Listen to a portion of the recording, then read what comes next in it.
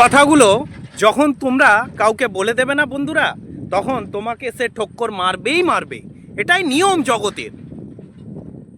নতুন একটা ভিডিওতে তোমাদেরকে স্বাগত জানাই বন্ধুরা। তোমরা যারা চেনো না আমাকে, আমি সুমন, বীরভূমের প্রত্যন্ত একটা গ্রাম থেকে উঠে আসা একজন টিউশন টিচার। আজ বেকার, একদম বেকার, কোনো টিউশন নেই আমার। তো বর্তমান সময়ে বন্ধুরা খুবই পরিস্থিতি খারাপ, এবং সত্যি কথা বলতে কি তোমাদের সঙ্গে কিছু শেয়ার করব বলেই এই ভিডিওটা বানালাম। দেখতে পাচ্ছ আমি একটা গ্রামের ছেলে, চাষবাস করে খেতে হবে। অল্প পড়াশুনো শিখেছিলাম, MA পাস করা, তো কিন্তু চাকরি বাকরি নেই। কি করব বন্ধুরা, তাই টিউশন পড়াতাম। টিউশনগুলো তো সব চলে গেল, এখন কি করব? তাই ভেবেছি তোমাদের সঙ্গে ভিডিও করে আমার মনের কথাগুলো অন্তত শেয়ার করি। তোমরাও কেউ যদি আমাকে একটু সাপোর্ট করো, সেই হিসাবে আমি কিন্তু তোমাদের কাছে ভিডিওটা করতে এসেছি। ভিডিও করতে করতে তোমাদের সঙ্গে কতগুলো কথা আমি শেয়ার করব, যেগুলো হয়তো তোমাদের জীবনেও কাজে লাগতে পারে। প্রথমত দেখো, তোমার জীবনের যে ভাবনা, তুমি কি ভাবছো, সেই ভাবনাগুলো কারুর সঙ্গে কোনোদিন শেয়ার করো না। কেন বলো তো? যেমন একটা ছোলা বীজ, একটা ছোলা, একটা মটর, একটা বীজ মনে হয়, একটা আমের বীজ, একটা বীজ মনে হয়, কিন্তু এই ছোলা মটর বা আমের বীজটাই একসময় অনেক বড় বৃক্ষ হয় এবং তার থেকে অনেক ফসল তৈরি হয়। তো টিউশনি মাস্টারগুলোও সেই রকম টাইপেরই বন্ধুরা, বুঝলে? একটা টিউশনি মাস্টার সে কিন্তু অনেক পরিশ্রম করে তার স্টুডেন্টদেরকে তৈরি করে দেয়। পরিবর্তে কি হয়? কিছুই হয় না। তেমনি একটা আমের একটা ছোট বীজ থেকে অনেক বড় বৃক্ষ হয়, অনেক ফল হয়, কিন্তু ওই আমের বীজটাকে কে মনে রাখে?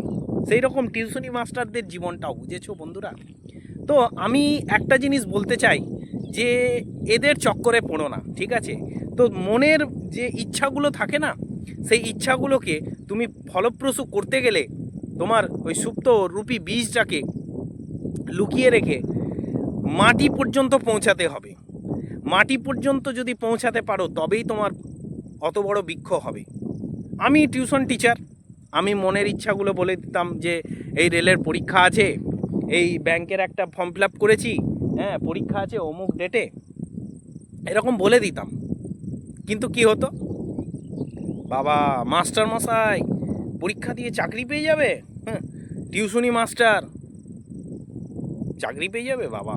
তো হিংসা, মানুষের মনে হিংসা, বুঝেছো বন্ধুরা? কি বলবো তোমাকে, এগুলো যারা আমার মতো তোমরা টিউশনি পড়াতে, তারা নিশ্চয়ই বুঝতে পারবে যে কি দশাটা হয়, কি দশা হয়।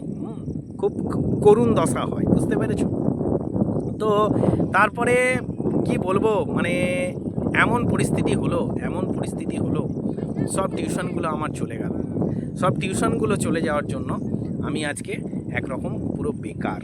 দেখো, যদি টাকা পয়সা না থাকে মানুষের কাছে, যে তোমার রোজগার, রুটি রোজগার, সেই রুটি রোজগারগুলো যদি না থাকে, তাহলে কি করবে তুমি? রুটি রোজগারগুলো যদি না থাকে, তাহলে তুমি খেতেও পাবে না। তোমার পকেট মানি তুমি কি করে চালাবে? তুমি যদি সংসার জীবন যাপন করছো, তাহলে তোমার পরিবারটাকে তুমি কি করে চালাবে? এটা সবথেকে একটা বড় প্রশ্ন, একটা কোশ্চেন মার্ক। সেই কোশ্চেন মার্কটা কিন্তু থেকেই যায় যে তুমি কি করে তোমার সংসারটাকে মেনটেন করবে। দেখা গেল তোমার সন্তান আছে, তাদেরকেও তো মেনটেন করতে হবে, কি করে চালাবে? তুমি এতদিন যাদেরকে টিউশন পড়ালে, সেই টিউশনগুলো তোমার কাছে আজ নেই, তুমি কি করবে? এটা একটা কিন্তু গভীর চিন্তার বিষয়, বুঝছো? আরেকটা কথা তোমাদেরকে বলবো, যেটা তোমরা হয়তো অনেকেই মানবে বা মানবে না, সেটা তোমাদের ব্যাপার। কিন্তু আমি একটা জিনিস বলতে চাই তোমাদেরকে, যে মানে দেখো একটা জিনিস, যে তোমার শক্তির উৎসটা, মানে অনেক মানুষ আছে না, যে ধরো গরিব ঘরে জন্ম নিয়েছে, আমরা যেমন খুবই গরিব ঘরে জন্ম নিয়েছি, তো গরিব ঘরের ছেলেদেরকে না ওপরে উঠতে দিতে কেউ চায় না, না নিজের পরিবারের মানে আত্মীয় স্বজনরা, না বাইরের লোকরা, না পাড়া প্রতিবেশীরা, কেউ কিন্তু উঠতে দিতে চায় না, বুঝেছো? সবাই চায় যে তুমি মানে নিচের দিকে নেমে থাকো, নিচের দিকে থাকো, তাহলে কি হবে? ওই আখেরে লাভ হবে সেই মানুষগুলো যারা তোমাকে উঠতে দিতে চায় না, বুঝতে পেরেছো? তো আখেরে সেই মানুষগুলোর কিন্তু লাভ, যে যারা তোমাকে উঠতে দিতে চাইছে না। কিন্তু তুমি যদি না উঠতে পারো, ঠিক আছে, মানে তুমি যদি এগিয়ে না যেতে পারো, আলটিমেটলি ক্ষতিটা তোমার। তাই তোমার যে শক্তির উৎস, তুমি কোথা থেকে কিভাবে ম্যানেজ করছো, কিভাবে এগিয়ে চলছো, সেগুলো কিন্তু কোনোদিন তুমি শেয়ার করবে না। এই কথাগুলো কেন বলছি তোমাদেরকে, একটা কথা বলি যে আমার বাবা ধরো কৃষক, ঠিক আছে, চাষবাস করে। তো আমিও চাষবাসী ফ্যামিলির ছেলে। তো আমার বাবা ধরো কোনো রকম খেটে খুঁটে আমাকে যখন একটু পড়াশুনোর টাকা দিত বা টিউশন করেই আমি জোগাড় করতাম, তখন ধরো আমি 5টা বাড়িতে পড়াতাম। হ্যাঁ, 5টা বাড়িতে পড়াতাম। তো এক বাড়ির লোক হিংসা করতো যে বাপরে, অন্য জায়গা থেকে একটা ধরো ব্যাংকের বা ফর্ম ফিল আপ করতে গেলে এখনকার দিনে, আমি যখন ফর্ম ফিল আপ করেছি তখনও মোটামুটি 800-900-1000 টাকা লেগে যেত। তো টিউশনি মাস্টারের মাইনেটা দেবো না যাতে ফর্মটা ফিল আপ না করতে পারি, বুঝতে পেরেছো? এরকম কিন্তু আমি অনেক ফেস করেছি, আমি অনেক ফেস করেছি বন্ধুরা, বুঝেছো? এই ধরনের যে মেন্টালিটির মানুষ যে ফেস করে আমি আজকে ধরো যেটুকু মানে বেঁচে আছি, বেঁচে থাকার রসদ, আজকে এই যে জীবনটা আছে আমার, ঠিক আছে, এটা কিন্তু একরকম মানে ওপরওয়ালার কৃপায় বলতে গেলে, ঠিক আছে। তাই আমি এই আমার মনের যে ইচ্ছাগুলো, মানে মনের যে ইয়েগুলো তোমাদের সামনে মানে বলতে চাইছি, এটা কিন্তু মানে কি বলবো তোমাকে, মানে তোমাদের অনেক কাজে লাগবে, কিন্তু তোমাদের জীবনে দেখবে যে কথাগুলো কাজে লাগবে, যে মনের যে সুপ্ত বাসনাগুলো, সেইগুলো কোনোদিন প্রকাশ করো না। আর একটা পরামর্শ আমি দেবো, যদি তোমরা মানতে চাও বা মানতে নাও পারো, সেটা তোমার ব্যাপার, কি তোমরা কোনোদিন না মানে বেশি টিউশন পড়িও না।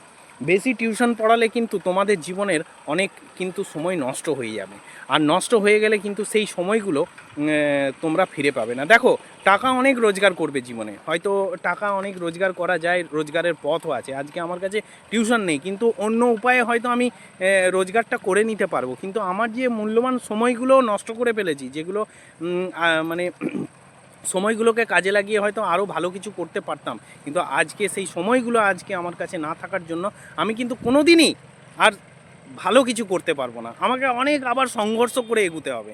একটা বড় বিল্ডিং যদি দেখবে ধসে পড়ে যায়, সেটা আবার গোড়া থেকে মানে একদম ভিত থেকে তৈরি করতে হয়। তো মানুষের জীবনটাও সেই রকম বন্ধুরা, তোমরা যাই মনে করো, ঠিক আছে, তোমরা হয়তো আমার কথাগুলো শুনে ভাববে যে এ ফালতু বকে যাচ্ছে, এর কথা শুনে কি লাভ আছে, কিন্তু বিষয়টা দেখবে, একবার চিন্তা করে দেখবে আমার যে কথাগুলো আছে না কতটা যুক্তিযুক্ত, বুঝতে পেরেছো?